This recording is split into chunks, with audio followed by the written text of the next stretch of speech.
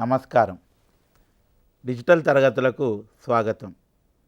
Telangana digital తరగతుల్లో భాగంగా bridge కోర్సులో ఈరోజు మనము లెవెల్ 3లో భౌతిక రసాయన శాస్త్రంలో ఒక నూతన భావనను నేర్చుకుందాం. పిల్లలు, మనకు శక్తి వనరు ఏంటిది? మనకు సహజ శక్తి వనరు సూర్యుడు కదా. సూర్యుని ద్వారా మనకి ఏ శక్తి వస్తుంది ఆలోచించండి. అవును, మనకు సూర్యుని ద్వారా వెలుతురు, ఉష్ణము. ఇందులో మనకు వెలుతురును శాస్త్రీయ పరిభాషలో కాంతి అంటాం. కాంతి మనకు ఏ విధంగా ఉపయోగపడుతుంది? పిల్లలు, కాంతిలో ఉన్న దృగ్విషయాలను ఈరోజు మనము తెలుసుకుందామా? ఈ వీడియోను జాగ్రత్తగా పరిశీలించండి. చూడండి, ఈ సన్నివేశాన్ని సూర్యోదయం అవుతుంది. మనకు సూర్యోదయం అప్పుడు వెలుతురు వస్తుంది. అలాగే సూర్యోదయం నుండి సాయంత్రం వరకు మనకు మొత్తము వెలుతురు అంటే కాంతి ఉంటుంది. మరి సాయంత్రం ఏమవుతుంది? సూర్యాస్తమయం అవుతుంది. వెలుతురు ఉన్నప్పుడు మాత్రమే మనం వస్తువులను ఎందుకు చూడగలుగుతున్నాం? చూడండి, ఇక్కడ హైదరాబాద్ నగరము ఎంత చక్కగా కనబడుతుందో. సాయంత్రము సూర్యాస్తమయం అయినప్పుడు మనము ఉదయంలాగా అన్ని వస్తువులను చూడగలమా? రాత్రి ఎలాంటి వెలుతురు లేనప్పుడు మనం వస్తువులను చూడగలమా? ఆలోచించండి. ఎందుకలా చూడలేకపోతున్నాం? ఈ వీడియోలోని నృత్య ప్రదర్శన రాత్రి కూడా ఎందుకు కనబడుతుంది? ఈ నృత్య ప్రదర్శనలో అనుకోకుండా కరెంటు పోయిందనుకోండి, మనకి ఈ ప్రదర్శన కనబడుతుందా? ఆలోచించండి. అకస్మాత్తుగా కరెంటు పోయింది. ఈ చీకటిలో ఇంతకు ముందు ప్రదర్శన ఎందుకు కనబడడం లేదు? ఇప్పటి వరకు మీరు చూసిన వీడియోలో వెలుతురున్నప్పుడు మాత్రమే వస్తువులు ఎందుకు కనబడ్డాయి? రాత్రివేళ వస్తువులను ఎందుకు చూడలేకపోయారు? రాత్రివేళ కూడా నృత్యం ఎందుకు కనబడింది? కరెంటు పోయినప్పుడు నృత్య ప్రదర్శన ఎందుకు కనబడలేదు? ఒకసారి ఆలోచించండి. అసలు మనము వస్తువులను ఎలా చూడగలుగుతున్నామో ఇప్పుడు తెలుసుకుందాం. కాంతి ఒక శక్తి స్వరూపము. ఇది సూర్యుడు, వెలుగుతున్న విద్యుత్ బల్బు, కొవ్వొత్తి తదితర కాంతి జనకాల నుండి వెలువడుతుంది. మనం వస్తువులను ఎలా చూడగలుగుతున్నాం? కాంతిజనక వస్తువుల ద్వారా వెలువడిన కాంతి వస్తువులపై పడి మన కంటిని చేరుతున్నందున మనం వెలుతురులో వస్తువులను చూడగలుగుతున్నాం. కాంతిజనకము బల్బు నుండి బయలుదేరిన కాంతి కిరణాలు వస్తువుపై పడి పరావర్తనం చెంది మన కంటిని చేరడం వలన మనం వస్తువులను చూడగలుగుతున్నాం. ఇక్కడ చూడండి, విద్యుత్ బల్బు నుండి వస్తున్న కాంతి కిరణాలు వస్తువుపై పడి వస్తువు నుండి వచ్చిన కాంతి మన కంటిలో చేరడం ద్వారా చూడగలుగుతున్నాం. సూర్యుడు లేదా విద్యుత్ బల్బు నుండి వచ్చే వెలుతురు వస్తువుల మీద పడి తిరిగి వస్తువుల నుండి బయలుదేరి మన కంటిని చేరడం వలన మనకు వస్తువులు కనబడుతున్నాయి. ఈ వెలుతురునే మనం కాంతి అంటాము. కాంతి ఒక శక్తి స్వరూపము. పిల్లలు, కాంతి ఒక శక్తి స్వరూపం అని తెలుసుకున్నాం. మరి కాంతిపరంగా వస్తువులను వర్గీకరించవచ్చా? తెలుసుకుందామా? కాంతిపరంగా పదార్థాలను ఎన్ని రకాలుగా వర్గీకరించవచ్చు? ఒక కొవ్వొత్తిని వెలిగించండి. చూడండి, కొవ్వొత్తి వెలుగుతుంది. ఒక గాజు గ్లాసును మీ కంటికి, కొవ్వొత్తికి మధ్యన ఉంచండి. కొవ్వొత్తి పూర్తిగా కనబడుతుంది కదూ. గాజు గ్లాసు తన గుండా కాంతిని పూర్తిగా పోనిస్తుంది, తన నీడను ఏర్పరచలేదు.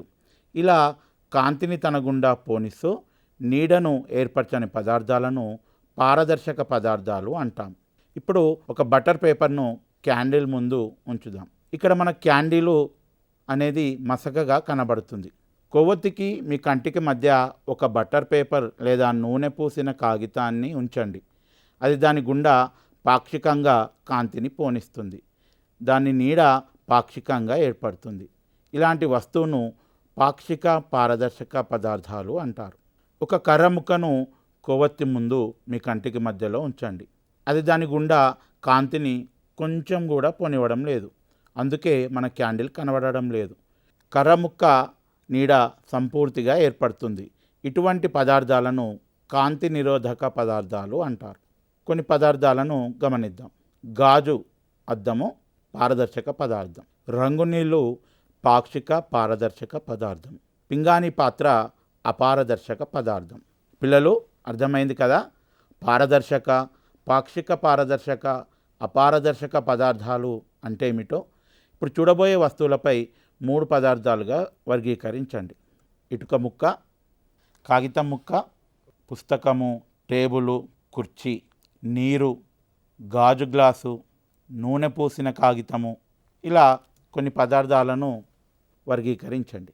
కాంతిపరంగా పదార్థాలు 3 రకాలు: పారదర్శక పదార్థాలు, అపారదర్శక పదార్థాలు, పాక్షిక పారదర్శక పదార్థాలు. పిల్లలు సరదాగా ఒక కృత్యం చేద్దామా? ఇక్కడ మీకు కొన్ని నీడలు ఇవ్వబడ్డాయి. ఆ నీడలు చూసి అవి ఏ వస్తువులో గుర్తించగలరా? సరదాగా ప్రయత్నిద్దాం. నేనైతే మొదటి నీడ ఒక బంతి అనుకుంటున్నాను. రెండవ నీడ ఒక చెట్టు, పడిపోయిన చెట్టు నీడ అనుకుంటున్నాను. మూడవ నీడ మేకు, అలాగే ఒక పక్షి ఎగురుతున్నట్టుగా ఉంది. అలాగే ఒక కుందేలు బొమ్మ నీడ కూడా ఉంది. మరి నేను అనుకుంటున్నది నిజమో కాదో చూద్దాం. మీరు కూడా అనుకున్నారు కదూ? సరే చూద్దాం. అరే ఆశ్చర్యంగా ఉందే! నేను అనుకున్న నీడలు, నిజమైన వస్తువులు కొన్ని నిజమయ్యాయి, కొన్ని తప్పయ్యాయి. నేను ఏదైతే నీడ మూల అనుకున్నానో లేదా శీల అనుకున్నానో అది నిజంగా ఒక సన్నాయి కదా. అలాగే నేను కుందేలు నీడ అనుకున్నాను, కానీ ఒక వ్యక్తి తన చేతులను కుందేలు ఆకారంలో మడిచాడు. అలాగే ఎగురుతున్న పక్షి కూడా నిజమైన ఎగురుతున్న పక్షి యొక్క నీడ అనుకున్నాను, కానీ 2 చేతులను అలా అమర్చారు. బంతి నీడను నిజంగానే నేను ఊహించాను. చెట్టును కూడా ఊహించాను, కానీ చెట్టు పడిపోయిన నీడ అనుకున్నాను, కానీ ఇది నీడ. అంటే పిల్లలు ఇక్కడ మనకు ఈ కృత్యంతో ఏం తెలుస్తుందంటే, నీడలను బట్టి మనము వస్తువులను అంచనా వేయలేము కదా. పిల్లలు మనము వెలుతురులో వస్తువును చూడగలుగుతున్నామని తెలుసుకున్నాం కదా. ఏదైనా పదార్థంపై కాంతి పడ్డప్పుడు ఆ కాంతి మరలా ఆ పదార్థం నుండి మన కంటిని చేరుతుంది. దీనినే మనము కాంతి పరావర్తనం అంటాం. దీని గురించి తెలుసుకుందామా? కాంతి పరావర్తనం. కాంతి ప్రయాణ మార్గంలో ఏదైనా అడ్డు వచ్చినప్పుడు కాంతి ప్రయాణ దిశ మారుతుంది. ఈ దృగ్విషయాన్ని కాంతి పరావర్తనం అంటాం. ఈ కృత్యాన్ని జాగ్రత్తగా పరిశీలించండి. ఇప్పుడు చీకటి గదిలో టార్చ్ లైట్ వెలుతురును అద్దం వైపు వేసి ప్రతిబింబం చూద్దాం. ఇక్కడ ఒక అమ్మాయి చీకటిలో టార్చ్ లైట్ను అద్దం వైపు వేసి తన ప్రతిబింబాన్ని చూద్దామని అనుకుంటుంది. తను కనబడుతుందా? లేదు కదూ. మరి తన ప్రతిబింబం అద్దంపై పడాలంటే కాంతి ఎక్కడ పడాలి? ఊహించండి.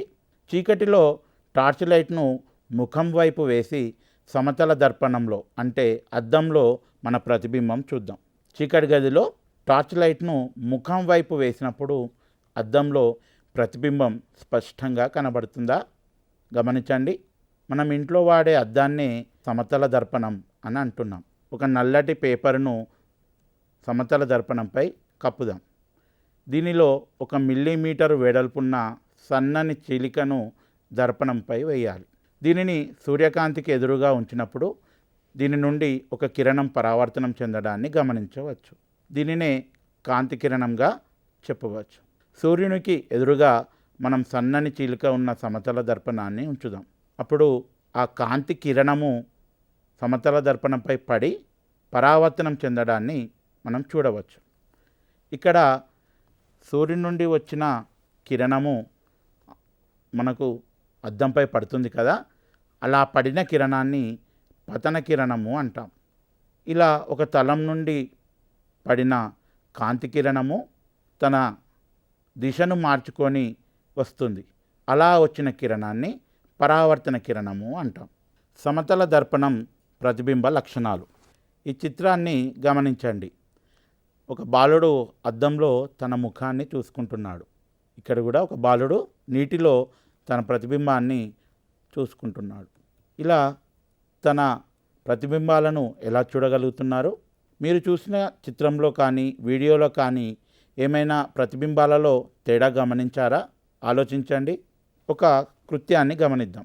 ఒక చదరపు అడుగు వైశాల్యం గల అద్దాన్ని నేలపై ఉంచండి. ఈ సమతల దర్పణం చుట్టూ ఒక నలుగురు మిత్రులు ఎవరైనా నిలబడండి. ఇక్కడ నలుగురు మిత్రులకు మనము పేర్లను ఇద్దాం. వీరి పేర్లు ఆ, ఈ, ఈ, ఊగా తీసుకుందాం. ఇప్పుడు ఈ అనే వ్యక్తికి ఎవరి ప్రతిబింబం కనబడుతుంది? ఊహించండి.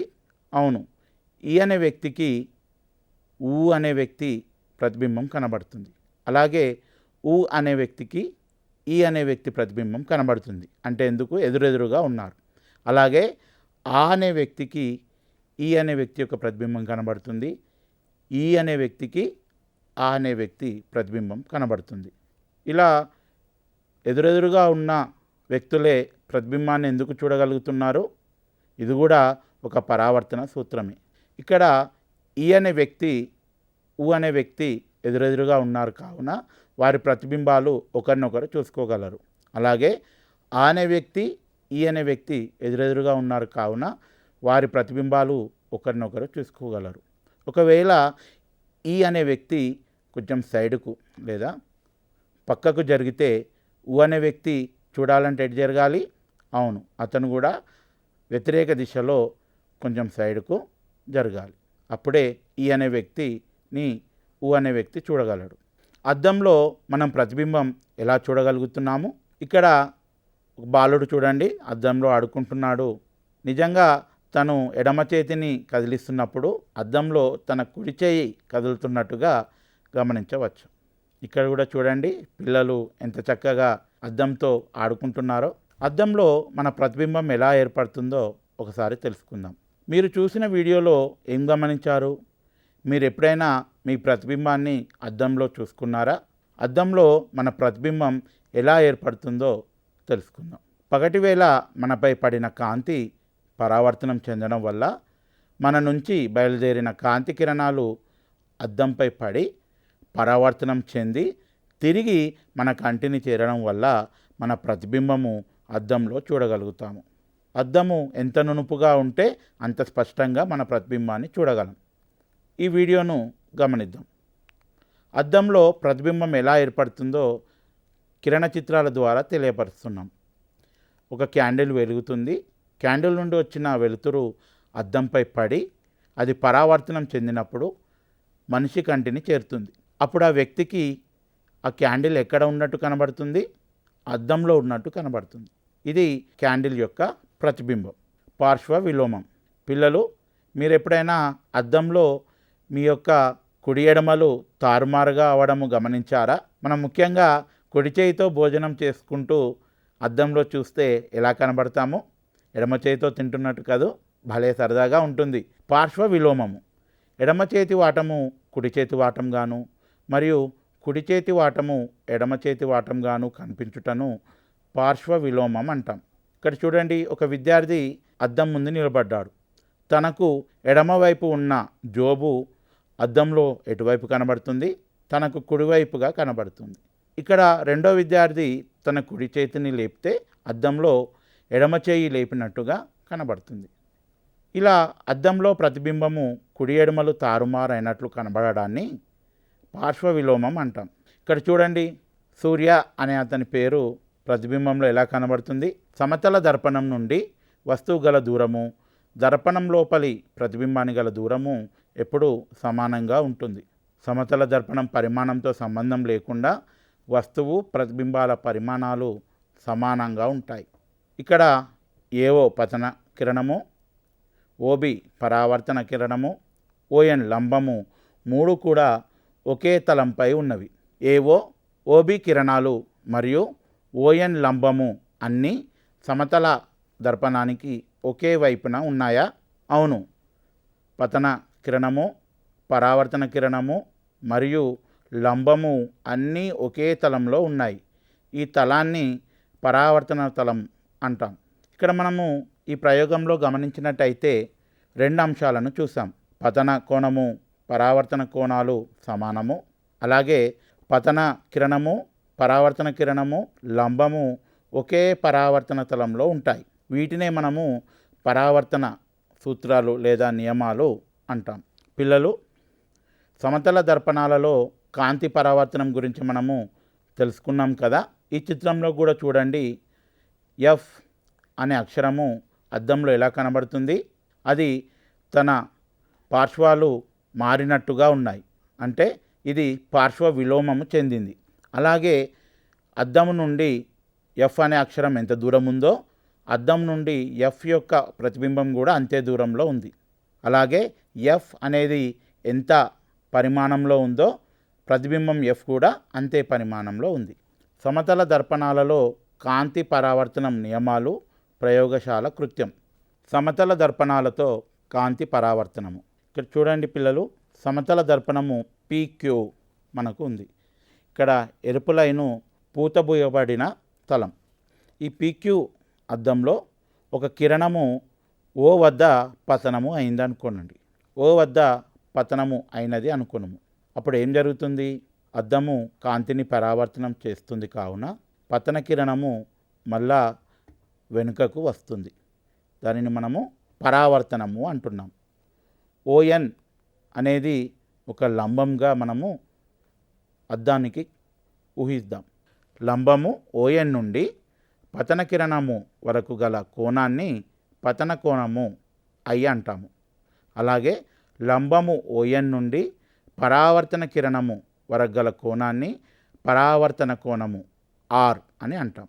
ఇక్కడ మనము ఒక కోణమానినితో చూస్తే పతన కోణము 40 డిగ్రీలుగా ఉంది. అలాగే పరావర్తన కోణాన్ని కూడా కొలిచినప్పుడు అది కూడా 40 డిగ్రీలుగా ఉంది. అంటే సమతల దర్పణంపై కాంతి పరావర్తనం చెందినప్పుడు పతన కోణము అలాగే పరావర్తన కోణము రెండు సమానంగా ఉంటాయి. ఈ వీడియోను బట్టి పతన కోణము ఐ మరియు పరావర్తన కోణము ఆర్ సమానముగా ఉంటాయని చెప్పవచ్చు. ప్రయోగశాల కృత్యం. సమతల దర్పణాలలో కాంతి పరావర్తన సూత్రాలు రుజువు చేయుట. కావలసిన పరికరాలు: డ్రాయింగ్ బోర్డు, తెల్ల కాగితం, పెన్సిల్, రబ్బర్, కోణమానిని, స్కేలు, డ్రాయింగ్ బోర్డు, క్లాంపులు, గుండు పిన్నులు, సమతల దర్పణము. డ్రాయింగ్ బోర్డుపై తెల్లని కాగితాన్ని కదలకుండా అమర్చండి. దానిపై స్కేలు సహాయంతో పేపరు మధ్య భాగంలో ఒక రేఖాఖండాన్ని గీయండి. కోణమానిని సహాయంతో రేఖాఖండం మధ్యలో ఒక లంబాన్ని గీయండి. ఖండన బిందువు ఓగా గుర్తించి లంబానికి కొంత కోణం చేసేటట్లు స్కేలు సహాయంతో ఒక రేఖను గీయండి. దీనిపై పీక్యూ 2 బిందువులను గుర్తించండి.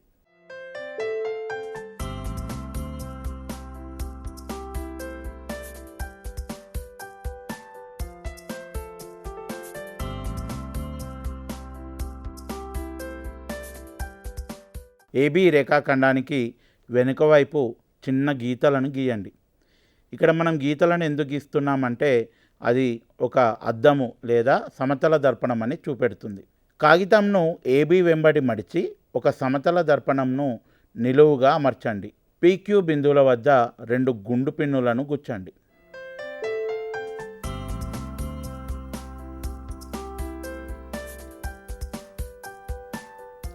ఇప్పుడు పీక్యూల ప్రతిబింబాలను అద్దంలో చూస్తూ వాటి ప్రతిబింబాలు పీ డాష్, క్యూ డాష్లతో ఒకే వరుసలో ఉండే విధంగా 2 గుండు పిన్నులను గుచ్చండి.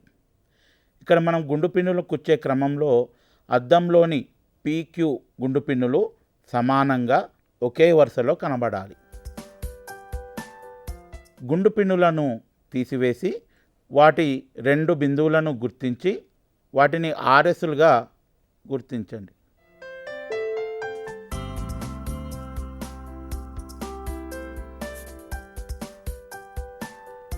ఇప్పుడు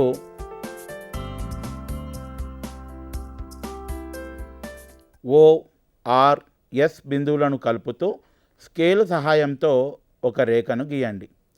ఓఎన్ లంబంతో పీక్యూ మరియు ఆర్ఎస్లు చేసే కోణాలను కోణమానినితో కొలవండి.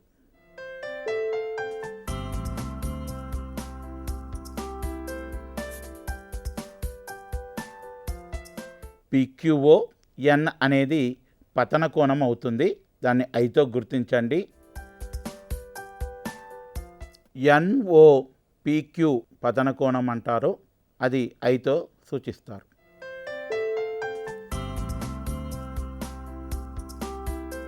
ఇప్పుడు మనం గమనించినట్లయితే ON లంబంతో PQ చేసే కోణము పతన కోణము ఐగాను, RS చేసే కోణము పరావర్తన కోణము R అవుతాయి.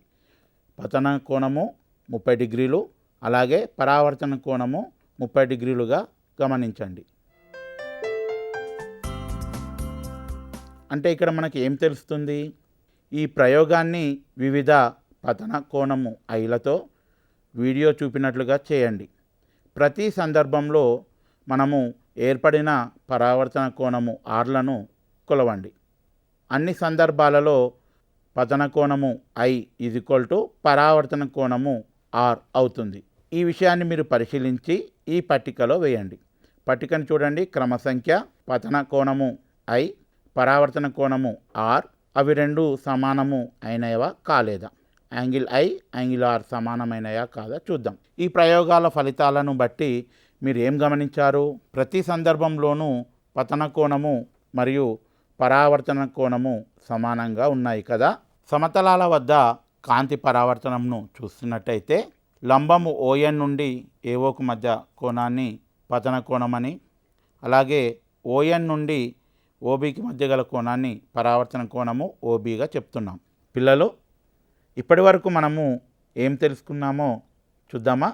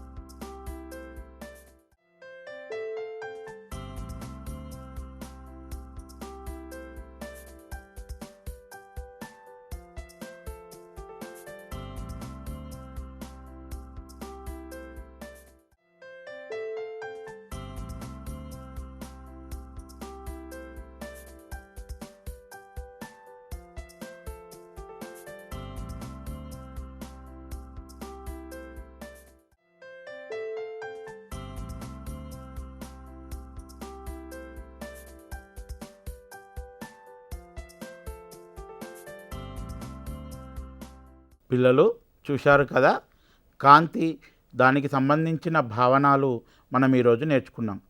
కాంతి అది ఎలా ప్రసరిస్తుంది, మనం ఒక వస్తువును ఎలా చూడగలుగుతున్నాము, కాంతి పరావర్తనము, కాంతి పరావర్తన నియమాలు, అలాగే సమతల దర్పణంలో ప్రతిబింబాల లక్షణాలు ఈరోజు మనము తెలుసుకున్నాం. పిల్లలు, మరొక తరగతిలో మరొక అంశంతో కలుద్దాం. అంతవరకు ధన్యవాదాలు.